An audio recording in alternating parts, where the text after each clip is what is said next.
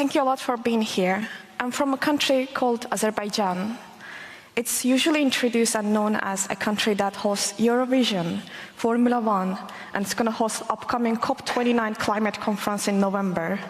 However, it must be known a country and is autocratic and has been violating people's rights every single day.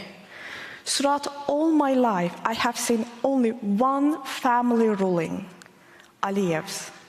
When I was born, it was Heydar Aliyev as a president.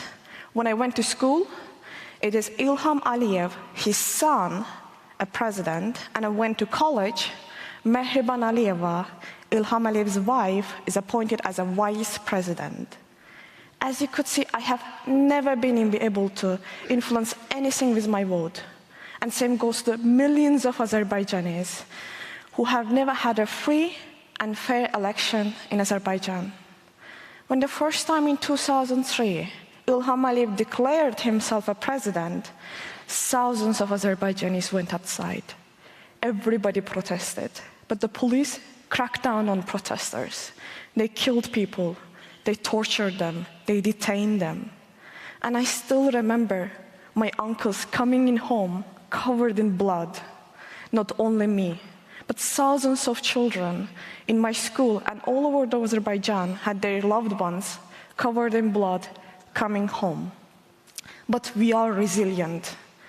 Numerous NGOs were opened in Azerbaijan. We all fought against human rights violations.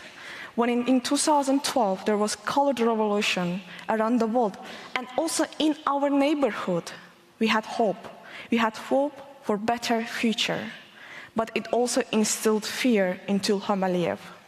He adopted a new law, similar to the Russian foreign agent law, that forbid all funding to the independent NGOs and to open independent NGOs. And one of the targets of this law was my father, Dr. Gubad Ibadoghlu. He's a chair of a think tank, Economic Research Center, that investigates oil and gas environmental effect, money laundering, corruption, and embezzlement. They raided his office and opened a criminal investigation against Economic Research Center. Later on, they also did not let him to rent any single place to work. We, as a family, decided to give our apartment to Economic Research Center, and we moved to a temporary housing without any heating. It was in 2014, in a cold winter. We slept under various blankets, but we were still resilient. Every single day, I went to Economic Research Center. I observed my father, I supported them. Civil society became my family, and I decided to be a human rights lawyer so I can protect them for the future. However, the law was targeting my father, and Aliyev gave numerous interviews saying that he forbids all the funding for independent NGOs.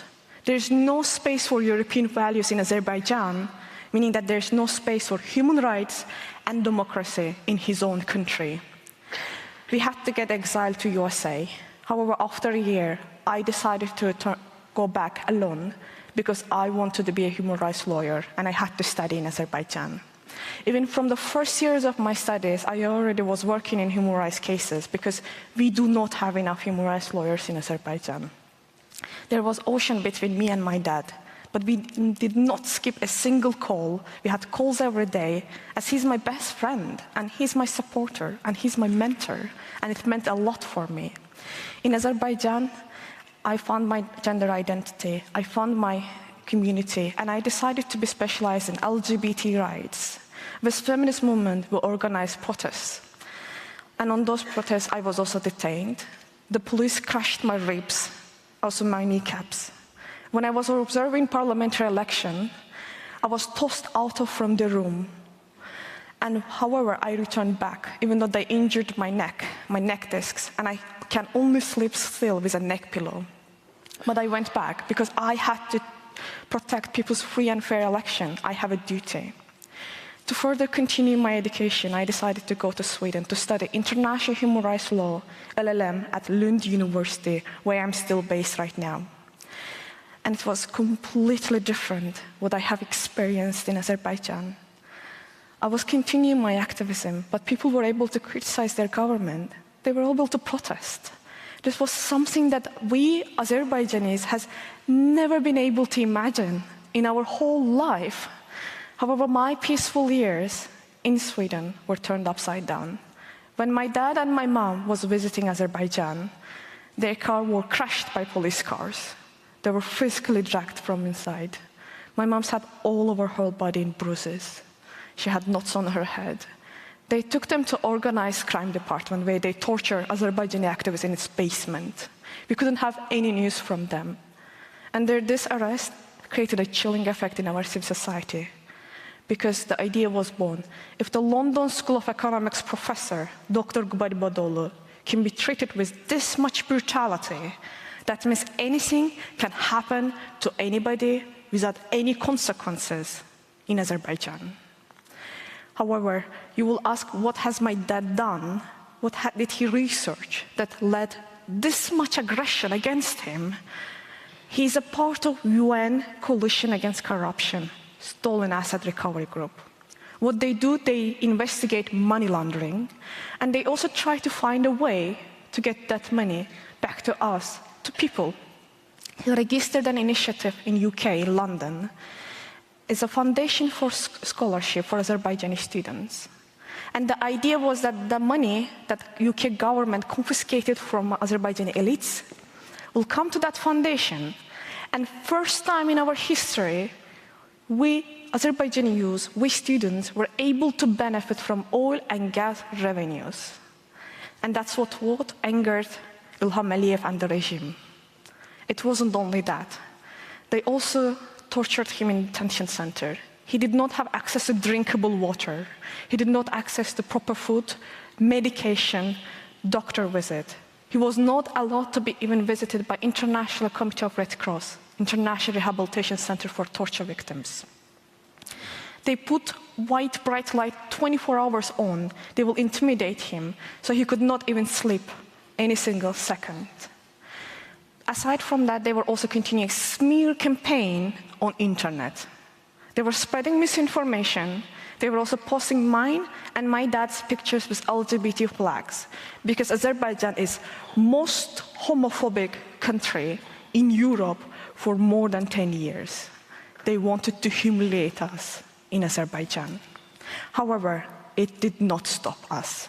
Me and my two brothers, Ibad and Emin, we went to every single country. We knocked all the doors. We begged everybody. We wanted to save our mom and our father from Azerbaijan. Our mom will receive threats every day that they're going to rape her. And finally, in September 2023, European Parliament adopted its first resolution. It demanded my dad's release, but it resulted in travel ban being lifted from my mom. And now she escaped to safety to Sweden and is with us. Later on, UK Parliament introduced a resolution. We filed for Magnitsky sanctions in US and Canada. US House and Senate also introduced a resolution to demand his release. Following in 2024, European Parliament adopted a second resolution for an Azerbaijani political prisoner for my dad. Council of Europe made a declaration and the Bundestag made a statement. They all demanded my dad's release. And with the help of all this international solidarity, in 2024, April 22nd, after 9 months, my dad is released to house arrest. And he is the swiftest release in Azerbaijan history of political prisoner that gives us hope once again for Azerbaijani civil society. But the fight is not ended. My dad has severe heart issues that he needs a surgery abroad. He still has charges against him and has a travel ban. But he's not alone. There's more than 300 political prisoners in Azerbaijan, triple the number in 9 months. They are all in isolation. They need medication, they need help, they need support, and they're alone. And they need all of your support. My father, using hashtag #FreeGubad to post on any kind of social media, please follow us, our activists, Azerbaijani activists. Please support us. Because every single day when you support us, it gives one more day to live. It saves political prisoners' life. That's what we need. We need support, we need recognition, and we need Azerbaijan to be attractive for the media and for the governments to be discussed once again. And thank you for listening to me. Thank you very much.